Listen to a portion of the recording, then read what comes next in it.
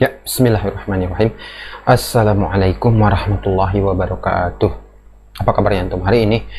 Alhamdulillah, luar biasa. Allahu Akbar. Yes, alhamdulillahirabbil alamin. Segala puji dan syukur kita panjatkan kehadirat Allah Subhanahu wa taala yang atas berkat limpahan karunia-Nya maka kita bisa bersama-sama lagi dalam kesempatan kali ini, yaitu kesempatannya untuk antum sama-sama kita belajar, mempelajari sesuatu. Ya, yang namanya belajar itu adalah kewajiban bagi setiap muslim. Betul. Salawat dan salam mudah-mudahan selalu terlimpah curahkan kepada junjungan kita Nabi Agung Muhammad Sallallahu Alaihi Wasallam. Baik, langsung saja ke materi kakak soleh ya, yang berada di rumah, yang berada di sekolah, atau yang berada di manapun dalam perjalanan. Selamat pagi. Insya Allah kita isi hari ini dengan kegiatan yang bermanfaat, yaitu terutama kegiatan pembelajaran kita ya. Baik, untuk kesempatan kali ini, pengaruh kondisi geografis Indonesia terhadap kehidupan penduduk ya. Apa maksudnya? Jadi kemarin kan sudah dibahas ya tentang potensi Indonesia itu dalam berbagai bidang. Karena letaknya strategis, jadi Indonesia itu letaknya strategis menjadi jalur pelayaran internasional. Lalu potensi transportasi, ya kan? Lalu potensi penduduknya karena banyak. Lalu potensi budayanya yang beragam. Nah, ini sekarang yang akan kita bahas adalah pengaruh kondisi geografis. Kondisi geografis di Indonesia karena terdiri dari pegunungan, sungai-sungai, lalu kemudian daratan tinggi, daratan rendah. Nah, itu apa saja pengaruh kondisi alam yang seperti itu terhadap kehidupan penduduknya ya. Biasanya pertama dalam bidang ekonomi ya. Sekarang kita pelajari dulu apa saja sih pengaruhnya. Nah, pengaruhnya adalah pertama, kondisi alam yang seperti itu yang terdiri dari lautan, pegunungan, lalu kemudian daratan rendah itu menjadikan Indonesia sebagai negara maritim dan agraris. Apa maksudnya negara maritim dan agraris? Pertama, negara maritim itu adalah negara yang sebagian besar wilayahnya adalah wilayah lautan. Agraris, apa yang dimaksud dengan agraris? Bahwa Indonesia itu adalah kehidupan masyarakatnya sebagian besar adalah mengandalkan dari pertanian. Betul. Ya, nah kita lihat ini adalah pertanian. Pertanian yang diusahakan di Indonesia adalah dengan peralatan biasanya yang tradisional, ya kan? Nah, ini berarti kehidupan masyarakat Indonesia adalah masyarakat agraris. Kehidupannya adalah dari pertanian. Ini kehidupan masyarakat yang mengandalkan hidupnya dari nelayan, ya. Bentar, belum. Dari nelayan atau dari menangkap ikan dari perairan, dari lautan. Berarti itu disebutnya adalah maritim. Baik, sekarang kita lihat videonya ya, yang tadi sempat terputus. Coba. Nah, pengaruh geografis Indonesia dalam bidang ekonomi. Ini dalam bidang ekonomi dulu ya. Berarti membuat pekerjaan sebagian penduduknya itu bisa berbeda antara satu dengan yang lain. Nah, seperti misalkan karena kesuburan wilayahnya, sebagian besar banyak yang menjadi para petani bercocok tanam. Sebagian wilayahnya itu banyak lautannya sehingga menjadikan sebagian besar wilayah yang ada di pinggir pantai itu menggantungkan hidupnya dari menangkap ikan atau menjadi nelayan. Nah, sekarang kita lihat pengaruhnya di bidang sosial seperti apa. Bidang sosial itu bidang kemasyarakatan gitu ya. Orang dengan orang, masyarakat, warga masyarakat berkumpul, itu adalah di dalam bidang sosial. Arus urbanisasi itu apa? Urbanisasi perpindahan penduduk dari desa ke kota. Ya, keadaannya seperti ini, ya. Ini di pinggir rel, berbahaya sekali ini. Berkurangnya penduduk yang bekerja di bidang pertanian karena adanya arus urbanisasi, perpindahan penduduk dari desa ke kota. Maaf, terbalik. Ya benar, dari desa ke kota. Kepadatan penduduk kota juga semakin tinggi, akibatnya muncul pemukiman kumuh dan terjadi polusi udara. Itu kenapa? Karena semakin sedikitnya lapangan pekerjaan yang tersedia di desa, sehingga ramai-ramai orang itu ingin pergi ke kota, ke sini. Karena banyak pabrik, banyak industri, lalu kemudian toko, swalayan, dan lain-lain. Itu semuanya disediakan lapangan pekerjaan yang memadai. Sedangkan kalau di desa kan, ya paling menjadi petani gitu dan lain-lain. Sedangkan banyak masyarakat yang sudah tidak kurang suka untuk menjadi seorang yang suka bercocok tanam gitu. Makanya mereka lebih memilih kehidupan di kota ya. Nah, ini akan menyebabkan masalahnya apa? Banyak pemukiman kumuh karena untuk mendapatkan rumah itu diperlukan biaya yang tidak sedikit gitu kan. Juga terjadi polusi wilayah. Kenapa? Karena semakin banyak kendaraan yang lalang ya, lalu lewat dan lain sebagainya. Berikutnya, di bidang budaya apa pengaruhnya ya?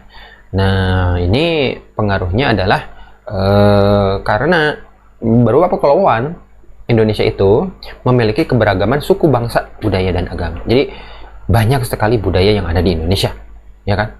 Ini pengaruhnya, letak geografis itu. Di bidang transportasi apa pengaruhnya? Ya, yang berupa negara kepulauan membuat berkembangnya sarana transportasi baik darat maupun laut. Banyak ya berkembang. Bahkan untuk naik pesawat saja sekarang antum banyak pilihannya ya. Maskapainya banyak, maskapai penerbangan. Ada seperti yang digambar ini AirAsia ya. Ada misalkan Batik Air ya, ada Susi Air, ada Mandala Air, Garuda ya dan lain sebagainya. Itu banyak sekali. Karena apa? Wilayah Indonesia itu terpisah-pisah, ya, yaitu berupa kepulauan. Betul, kepulauannya beratus-ratus, beribu-ribu, bahkan berpuluh-ribu. Berikutnya, dalam bidang komunikasi, ya, ini juga ada pengaruhnya.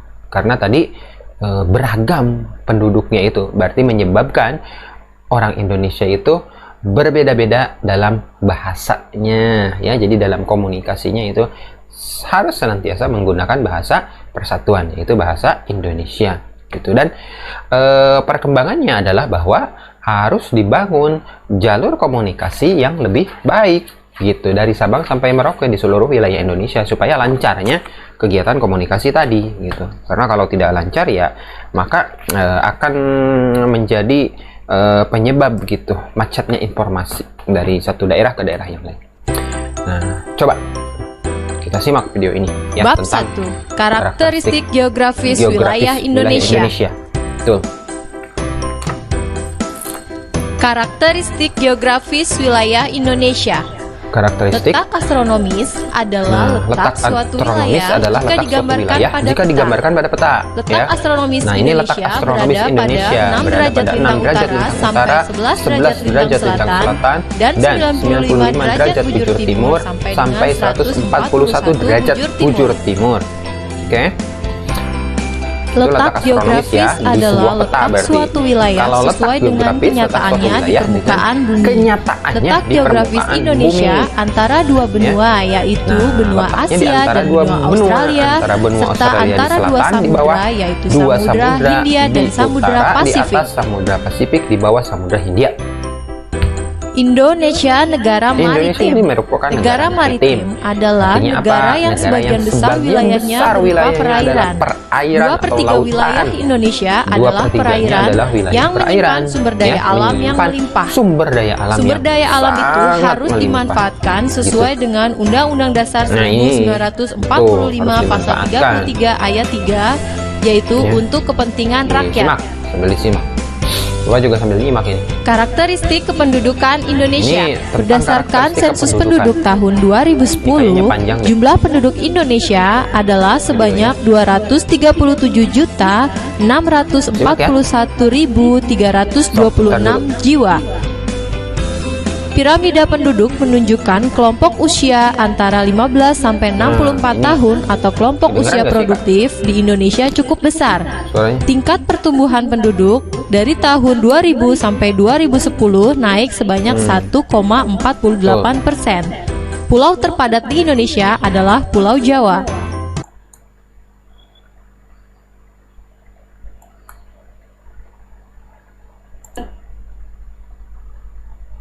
Menjadi 3 daerah waktu, yaitu waktu Indonesia Barat, waktu Indonesia Tengah, dan waktu Indonesia Timur. Indonesia memiliki keberagaman penampakan alam, baik berupa daratan maupun perairan, serta memiliki keberagaman flora dan fauna yang terbagi menjadi flora dan fauna Asiatis, peralihan, dan Australis. Kemarin di semester 1. Potensi keadaan geografis Indonesia terbagi menjadi potensi ekonomi, potensi penduduk atau sosial, potensi budaya, dan potensi transportasi. Keuntungan potensi itu. Ya. Pengaruh kondisi geografis Indonesia terhadap kehidupan penduduk terjadi pada Barusan bidang yang kita pelajari, ekonomi, ya kan? bidang Tentang sosial, pengaruh kondisi dalam bidang budaya, ekonomi, bidang transportasi, sosial, budaya, dan bidang komunikasi. transportasi dan komunikasi. Itu ada berbagai pengaruhnya. Oke. Baik, itu ya yang bisa disampaikan untuk kesempatan kali ini. Nanti silahkan tugasnya antum kerjakan di soal latihannya sebagai bahan persiapan untuk PTS yang insya Allah antum akan laksanakan pada tanggal hari Senin ya, tanggal 14 di buku SPS latihan ulangan bab 1 halaman 34. Antum silahkan kerjakan dari nomor 1 sampai 15 PG-nya saja ya. Itu saja ya yang bisa Bapak sampaikan. Kita tutup dengan membaca hamdalah bersama-sama. Alhamdulillahirabbil alamin. Assalamualaikum warahmatullahi wabarakatuh. Baik, yuk.